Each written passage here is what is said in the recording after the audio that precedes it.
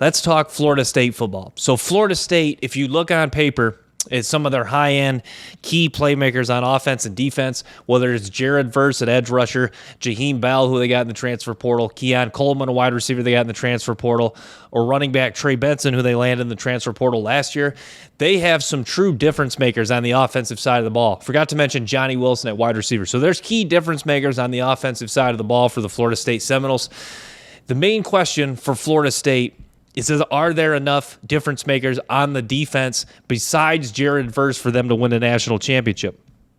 My question, or my answer to that, as of right now, would be no. But I'll say this: Florida State is going to be much-watched TV this year. This is going to be an exciting football team to watch. I'm really looking forward to see how they do this year.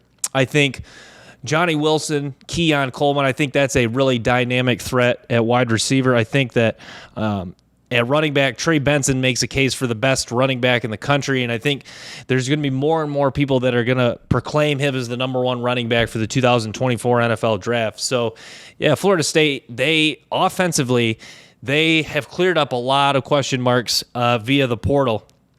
I mean, I guess there wasn't necessarily a lot of question marks to begin with. Like, say they didn't land Keon Coleman or Jaheim Bell, you would have. You would say they probably had enough playmakers just with like Benson, Johnny Wilson, and Jordan Travis to win a conference title. But now they've really shored that up, and they have added some depth at wide receiver and tight end, and not just depth, but high-end players in Keon Coleman and Jaheim Bell. So, yeah, Florida State's going to be super fun. They're going to be tested in week 1 against LSU. I talk LSU football a lot on my Bayou Bengals football channel. If you haven't watched that, make sure to check that out. But yeah, that'll be a fun matchup week 1. It'll tell a lot about Florida State. Florida State made a statement last year. I know they lost 3 games, but this is a very competitive football team.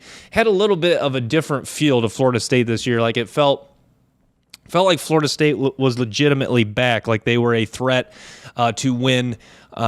They were actually a legitimate threat in the ACC. I know they didn't win the ACC, but it felt like they were they felt like they were turning the corner. Mike Norvell is a good football coach. I think the question is can he become an elite football coach and win big at Florida State is the big question. But he is taking the right steps in the right direction.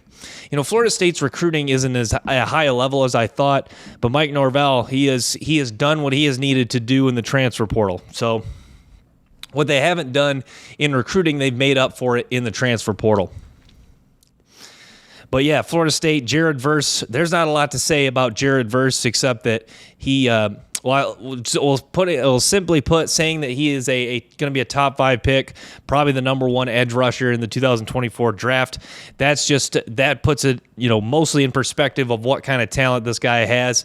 So yeah, Jared Verse, excellent edge rusher. This is a guy that's good against the run.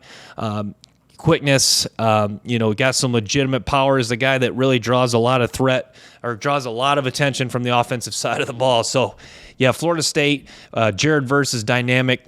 Mike Norvell proven he's a good coach. Can he become elite coach? Can he win? Can he lead Florida State to an ACC title? Can he get them to the playoff and a national title?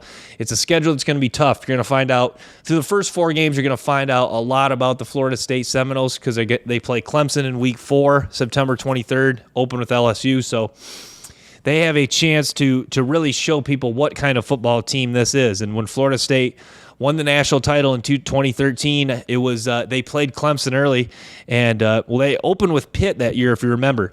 Dominated Pitt, and then they played Clemson fairly early and dominated Clemson. So if this is a legit SEC or ACC, title team and a legit national title contender, you got to believe that this is likely a 4-0 start.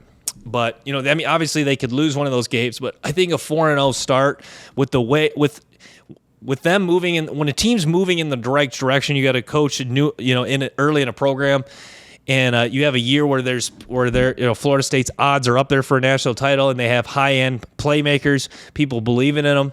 You got to believe that, an early fast start and winning, your biggest games early is just going to propel you in the right direction and really, really, truly get people believing in what you have brewing.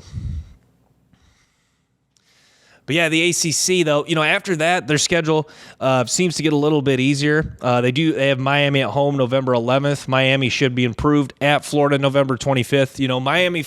Miami and Florida obviously weren't great last year, but those are always games that you kind of highlight just because Miami can be competitive, is competitive with Florida State most years.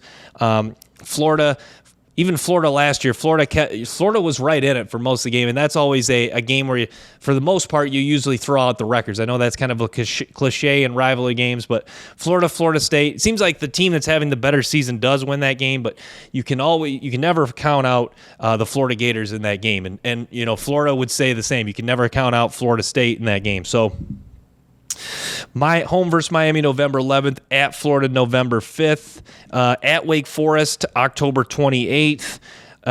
Wake Forest been a good team. They lose Sam Hartman at quarterback, but yeah, you can't count out Wake Forest. They're a tough team, and they could give Florida State some problems this year.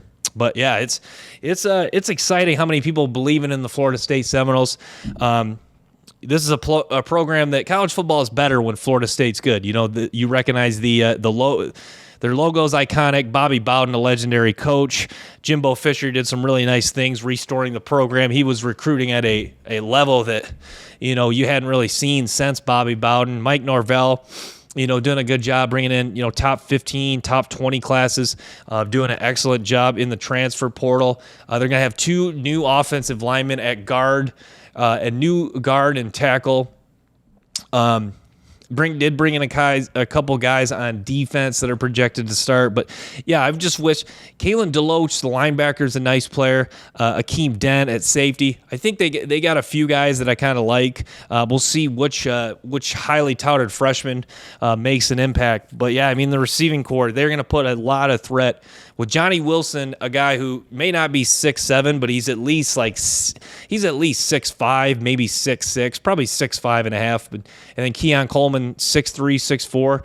Those guys are going to put a lot of pressure on defensive backs. And Jaheim Bell, not just a tight end. He's a guy that you can use out the backfield as like an H-back, running back. He's a guy that can block. I thought Bell was going to come out for last year's draft, so I evaluated him. He's a really good player. So, yeah, Florida State, weapons are all there. Jordan Travis at quarterback. Jordan Travis, to me, I feel like he just gets better and better. When I first watched him, I was like, this is a guy who, he's got some running ability, but I just thought, I thought he was pretty raw as a passer, and I was not ready to say he had some more room to grow. You could argue almost everyone does, but some guys, like I've touched on, some guys just are who they are at a certain point. But Jordan Travis, he seems to be more comfortable in this offense. He looks more confident, whether he's running read options, running the play action. Just he looks more in command of this offense, and he looks more confident when he's making throws. And his release looks quicker, and he throws the ball with more, with a little bit more drive and a little bit more push. So yeah, I like Jordan Travis. I think he's a good leader. I think he's good enough to win him a conference title. So that's just what I want to touch on with Florida State. It'd be interesting to see how they do this year. Telling test week 1 against LSU, and then week 4, or fourth game against Clemson, September 23rd. So we'll find out early about this Florida State Seminoles football team.